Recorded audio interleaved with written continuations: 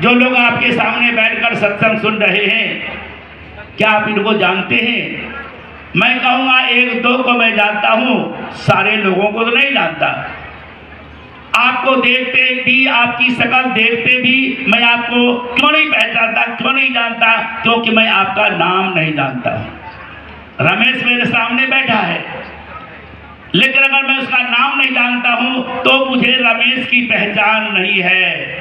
भगवान आपके अंदर है, वह निर्गुण निराकार सच्चिदानंद आपके अंदर बैठा है, लेकिन नाम के बिना उसकी पहचान नहीं है। लेकिन वह नाम मैंने पहले बताया, 2 अक्षर है। वर्षा ऋतु रघुपति भगति तुलसी साल सुदास, राम नाम पर वरुण जुग सावन भादव मास। सावन और भादव का महीना वर्षा ऋतु कहलाती है। ये वर्षा ऋतु में 2 महीने हैं, और कहा जैसे वर्षा ऋतु में धान की फसल लहलहाती है, भगवान की जो भक्ति है वह वर्षा ऋतु है। लेकिन जो राम का नाम है वह क्या है? सावन और भादव महीने की तरह है।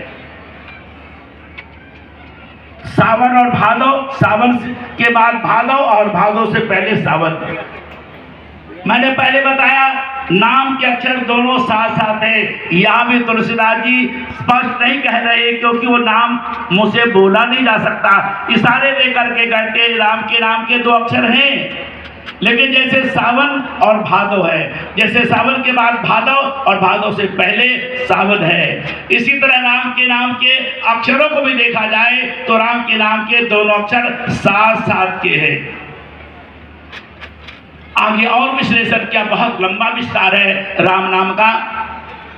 तुलसीदास जी जो इतनी मोटी रामायण लिखते हैं, उसका उद्देश्य क्या क्या कहते हैं? वह यही महारघुपति नाम उदारा अति पावन पुराण श्रुति सारा, मंगल भवन अमंगल हारी उमा सहित जही जपत पुरारी।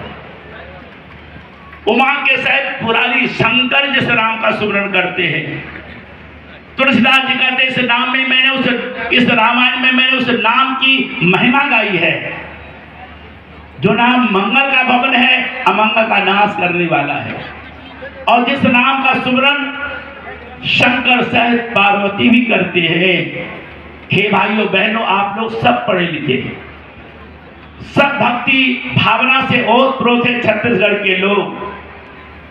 और महाराज जी बोलते यहाँ के लोग भी गाते भजन में, छत्तीसगढ़िया सबले बढ़िया। तो सबले बढ़िया तो तब बन जाएंगे जो सबसे आपसे भी बढ़िया जो भगवान है उसे जान लोगे तो सचमुच में छत्तीसगढ़िया सबसे बढ़िया हो जाएगा। भाइयों उस नाम को जानना है। वो नाम क्या है?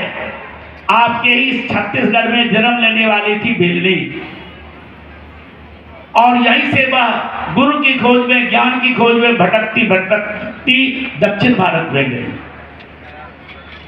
और आप जाएंगे हम्पी एक जगह है बेंगलोर की तरफ, और वहां आज भी बना हुआ है पंपा सरोवर।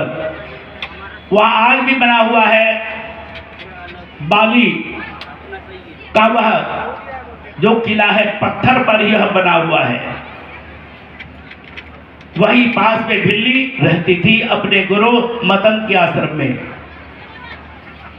वो नाम कौन सा है जो मतंग ऋषि ने भिल्ली को जलाया? जिस नाम का सुमरण भिल्ली ने किया और राम उसके पास दर्शन देने के लिए पधार गए। तुलसीदास जी कहते उस नाम को जानो, सुमर ये नाम रूप बिन देखे, आवत हृदय स्नेह विशेषे। देखिए रूप नाम अधीना, रूप ज्ञान नहीं नाम विहीना, रूप विशेष नाम बिन जाने, कर तल गतना पर ही पहचाने।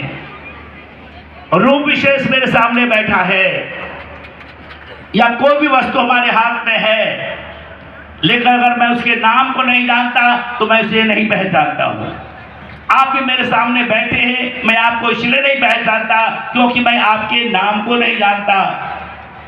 रूप विशेष भगवान का हमारे हृदय में है, लेकिन जैसे हाथ में रखी वस्तु बिना नाम के पहचान नहीं आती, उसी तरह हृदय में वह सच्चिदानंद परमात्मा के रहते हुए भी नाम के ज्ञान के बिना आप उसे पहचान नहीं सकते। वह नाम क्या है? आप में से एक व्यक्ति का नाम है रमेश, और रमेश मेरे सामने बैठा है, लेकिन मैं उनसे मिलना चाहता हूं, पुकारता हूं, भाई रमेश मंच के पास आ जाइए। आप हजारों के बीच में वह रमेश बैठा हुआ है और नाम पुकारा तो नाम ने उसे कहाँ ला दिया? पुकारने वाले के पास ला खड़ा किया। जिसका भी नाम पुकारा जाता है, अगर संसार में भी जिसके नाम को पुकारा जाता है, वह पुकारने वाले के पास आ जाता है। तो क्या भगवान ऐसा गया बीता है?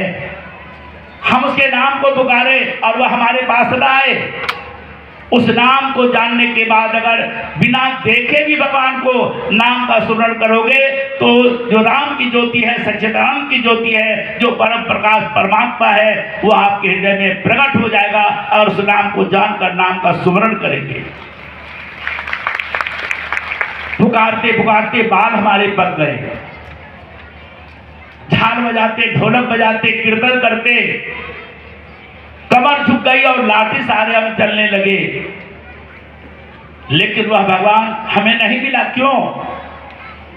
शंकर जी पास में बैठे हैं, वही ध्यान कर रहे, उसी कुटिया में बैठे हैं, लेकिन पार्वती माता को बोध ही नहीं है कि शंकर उस ज्ञान के ज्ञाता हैं। और जब नारद जी से प्रेरणा मिली तब शंकर भगवान के चरणों में दंडवत प्रणाम कर पार्वती माता ने ज्ञान की याचना की, और जब ज्ञान की याचना की तब भगवान शंकर ने नाम और रूप दोनों का ज्ञान दिया।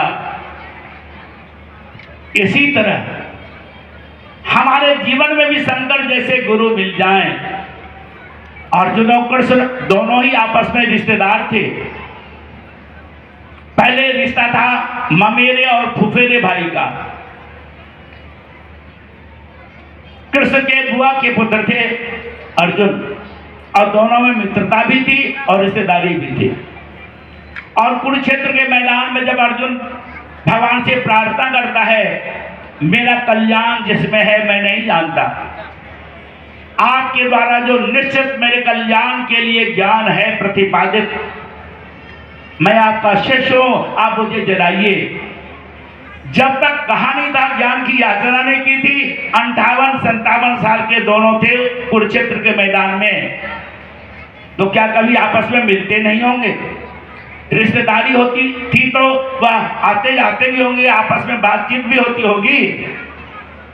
लेकिन अर्जुन ने पूछा नहीं कृष्ण से, अपना रिश्तेदार मानता रहा, तो ज्ञान नहीं दिया कृष्ण ने।